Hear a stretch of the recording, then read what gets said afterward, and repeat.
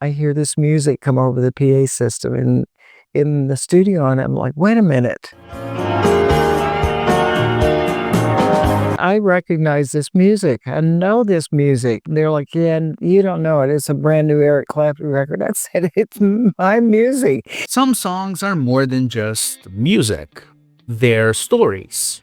Stories of passion, heartbreak, and obsession. And few songs capture that raw emotion better than Layla, a desperate plea, a cry from a man who fell for the one woman he could never have. In this video, you'll know everything about the weird story behind Eric Clapton's masterpiece.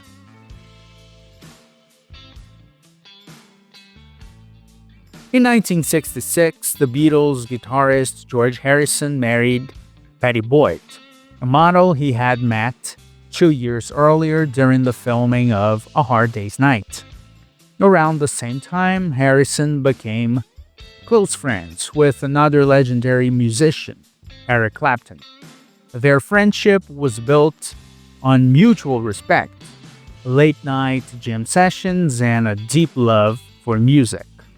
Clapton and Harrison collaborated on several projects. Clapton's unmistakable guitar work graces the Beatles' While My Guitar Gently Weeps, while Harrison co-wrote Badge for Clapton's band Cream.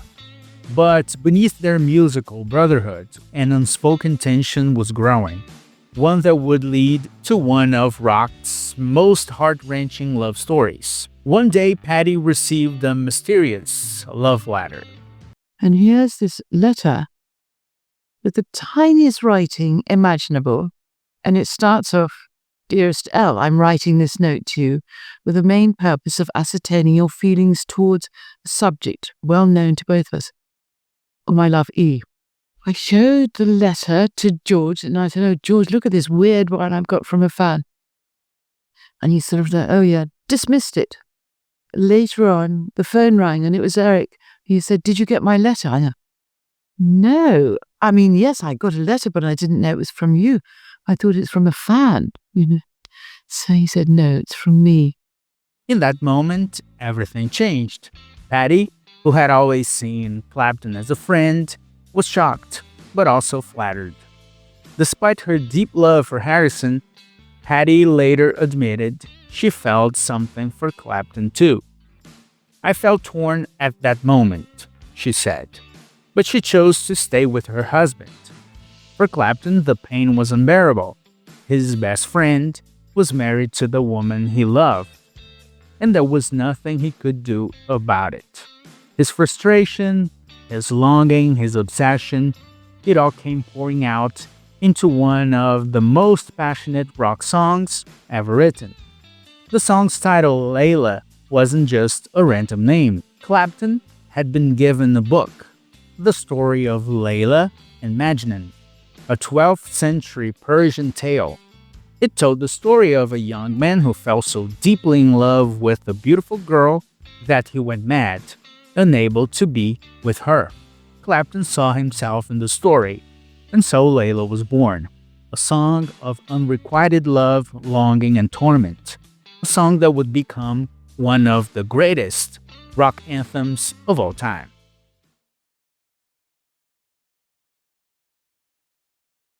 Eric Clapton was already a guitar hero, but at this point in his life, he wanted to disappear. The late 1960s had been a whirlwind. Clapton had conquered the world with Cream, pushing the limits of rock and blues. Then came Blind Faith, a supergroup that burned brightly but faded fast. Fame had become suffocating and Clapton craved something different, something real. That opportunity came in 1970 when he learned that members of Delaney and Boney's backing band, bassist Carl Rado, drummer Jim Gordon, and keyboardist Bobby Whitlock were leaving the group. Clapton seized the moment, bringing them together to form a new band. But he didn't want to be Eric Clapton and the something somethings. He wanted a fresh start, a place to hide behind the music. And so, Derek and the Dominos was born. The band found their rhythm while backing George Harrison on his first solo album, All Things Must Pass. But behind the scenes, things were far from peaceful. Clapton was spiraling into heroin addiction, and worse, he was still hopelessly in love with Pattie Boyd, the wife of his best friend George. How obsessed was he? Well, enough to pour his heart into an entire 14-track album about her, Layla, and other assorted love songs. Take the album's first single, Bell Bottom Blues. Pattie had casually asked Clapton to bring her a pair of bell-bottom jeans from the States. And in his heart, he turned that tiny moment into a song about longing, rejection, and pain. And then there is Have You Ever Loved a Woman, a Freddie King cover that may as well have been written for Clapton himself. The lyrics cut deep. You just love that woman so much, it's a shame and a sin. But all the time, you know, she belongs to your very best friend. That was Clapton's reality. His greatest love was untouchable. The album, which is my favorite in Clapton's entire catalog, starts with the A-Cane, I Looked Away, rolls through Keep On Growing and Any Day, picks up steam with covers like Key to the Highway and Let a Wing, and finally, it reaches its crowning moment, Layla.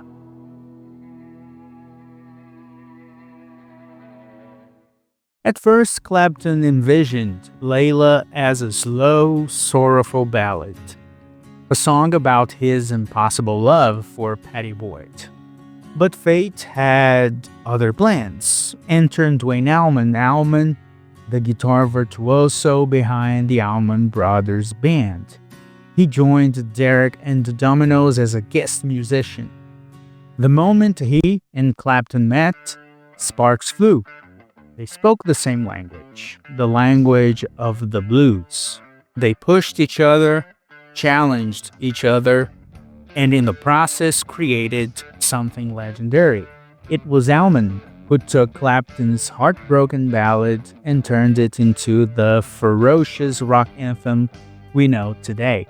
The signature riff, the one that defines Layla, was composed and recorded by Allman's guitar.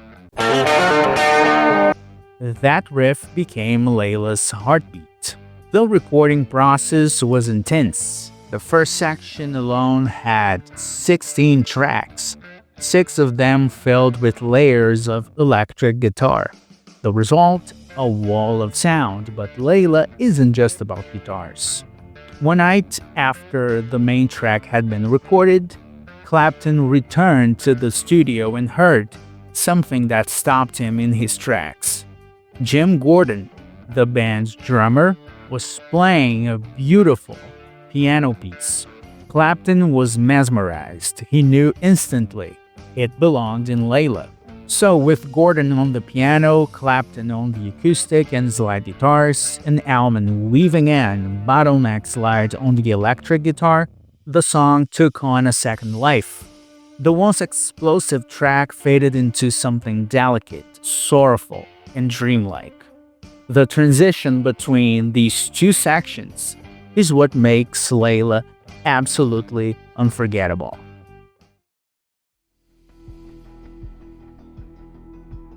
Although the song's coda is officially credited to Jim Gordon, singer Rita Coolidge, who was dating the drummer at the time, claims she was the true composer. The Grammy-winning artist has publicly stated that when she requested credit, she was dismissed in a rude manner. I hear this music come over the PA system in the studio, and I'm like, wait a minute. I recognize this music. I know this music, and it's my music. I started trying to get in touch with Eric through Robert Stigwood, and who was his manager at the time. And I got him finally on the phone, and I said, I'm one of the writers. That's my music. And he said, yeah, what are you going to do about it? He said, you're a girl. You don't have the money to fight this. Let it go. Coolidge asserts that she and Gordon had written a track called Time Don't Get in Our Way the previous year. We played the song for Eric Clapton. I remember sitting at the piano in Olympic Studios while Eric listened to me play it. Jim and I left a cassette of the demo, hoping that he might cover it. Derek and the Dominos keyboardist, Bobby Whitlock, supported Coolidge's version. Jim took the melody from Rita's song and didn't give her credit. Her own boyfriend stole from her. I knew the truth, but no one would listen or believe me.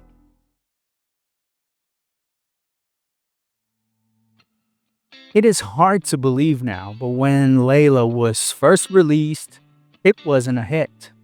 The album Layla and Other Assorted Love Songs, one of the greatest rock records of all time, was met with indifference. It didn't even chart in the UK, it barely made a ripple in the US. And Derek and the Dominos, they never recorded another album. So what was the cause for the failure? For one, Clapton's name wasn't even on the front cover.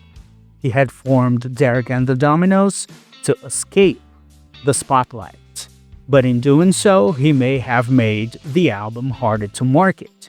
People simply didn't know that Derek was Eric. Then there was the song itself. Layla, in all its raw, electrifying 7-minute glory, was too long for the radio. DJs weren't sure what to do with it, so when it was released as a single, they cut it in half, removing the now iconic piano coda. The result? A song that lost its soul and failed to make a real impact. Derek and the Dominos fell apart soon after. Drugs, personal tensions, and tragedy tore the band apart before they could even attempt a second album. For a while, it seemed like Layla was destined to be forgotten. But greatness has a way of demanding recognition. In 1972, Layla got a second chance. It was included in the compilations The History of Eric Clapton and in Duane Allman's An Anthology. This time, it was the full version. All 7 minutes and 10 seconds of passion, heartbreak, and brilliance. And finally, people understood. The song charted at number 7 in the UK and number 10 in the US. It wasn't just a hit, it became a classic. Over time, people came to appreciate Layla for what it was. A song that wasn't just played, it was felt. It's the sound of unrequited love, of obsession, of a man pouring every ounce of his soul, hoping the woman he loves might finally hear him. Now, Layla is untouchable. It's one of the greatest rock songs ever recorded. A song that defines love, longing, and loss. A song that, despite its rocky start, refused to be forgotten. Some songs burn bright for a moment and then fade away. Others become immortal. Layla belongs to the second category. Even Clapton himself seems to marvel at what they created. I'm very proud of it. I love to hear it. It's almost like it's not me. It's like I'm listening to someone that I really like. Derek and the Dominos was a band I really liked. And it's almost like I wasn't in that band. It's just a band that I'm a fan of. But what about the story that inspired Layla? Did Eric Clapton ever win Pattie Boyd's heart?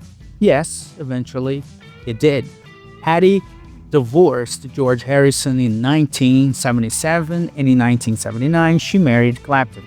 And in a moment that almost seems too surreal for rock history, Harrison wasn't bitter about it at all. In fact, he remained good friends with both Clapton and Boyd. Harrison even joked that Eric was now his husband-in-law. And Clapton didn't stop writing songs about Patty. If Layla was a song of desperate longing, then Wonderful Tonight, written years later, was a song of love finally fulfilled. But even this story didn't have a fairy tale ending. Clapton and Boyd divorced in 1989. The love that inspired one of rock's most passionate songs eventually faded away. Still, Boyd has since admitted that she was deeply moved by Layla, by the intensity, the rawness, the emotion that Clapton had poured into it. And decades later, we're still listening. Because Layla isn't just one of the greatest rock songs ever recorded. It's one of the most human, and that's why it will never be forgotten. And that was the story of Layla. The Derek and the Dominos album is my personal favorite in Clapton's whole career. What about you? Do you like the record? Do you prefer another one by Clapton?